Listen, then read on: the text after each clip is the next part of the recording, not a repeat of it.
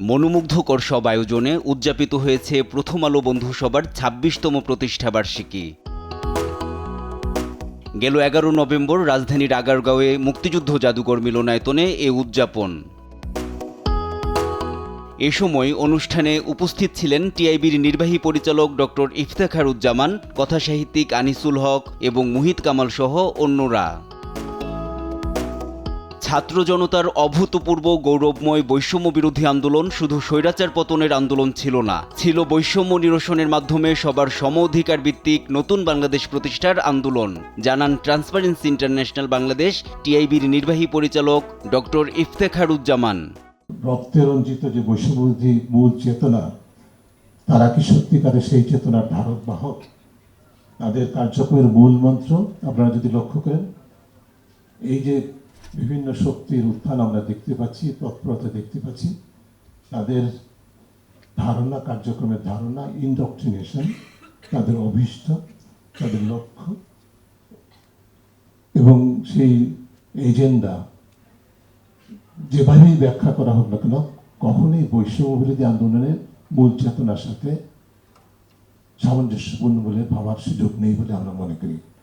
তাদের যে ইনডক্ট্রিনেশন, তাদের যে বৈষম্যমূলক চেতনা, সেটি আমাদের উপরে, সমাজের উপরে বৈষম্যমূলকভাবেই আবার চাপিয়ে দেওয়ার প্রয়াসে লিপ্ত রয়েছেন।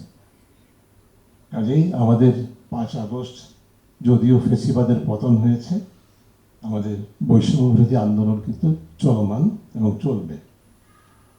মনে রাখতে হবে যে দীর্ঘকালের পঞ্জীভূত ফেসিবাদের জঞ্জাল থেকে রাষ্ট্র সংস্কার ও রাজনৈতিক ও সামাজিক সমঝোতার যেই অভীষ্ট, সেইটি অর্জনের যে কার্যক্রম, তার পাশাপাশি দেখতে পাচ্ছি রয়েছে বহুমাত্রিক বৈষম্যপূর্ণ ব্যবস্থা চাপিয়ে দেওয়ার অপতৎপরতা, এবং এক ফেসিবাদের স্থলে দেখতে পাচ্ছি বহুমাত্রিক আধিপত্য ও বৈষম্য প্রতিষ্ঠার ঝুঁকি। বৈষম্যবিরোধী চেতনা আমাদের জীবন ও রাষ্ট্র পরিচালনার মূলধারায় প্রতিষ্ঠা করার আন্দোলন আমাদের চলমান রাখতে হবে। আশার কথা হচ্ছে, আমি মনে করি যে বৈষম্যবিরোধী আন্দোলনের মূলধারার সাথে আমরা সবাই আন্দোলনের সহযোদ্ধা।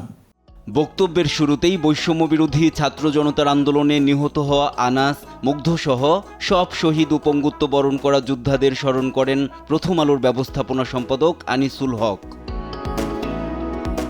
দুর্নীতি বিরোধী শপথ আর নতুন বাংলাদেশ গঠনের প্রত্যয় নিয়ে তরুণোদয়ের নতুন আলোয় স্লোগানে এ অনুষ্ঠানে সারা দেশের অন্তত ৫৫টি বন্ধুসভার ৪ শতাধিক বন্ধু ও সুহৃদ অংশ নেন। এনআই নাহিদ, দেশ টিভি, ঢাকা।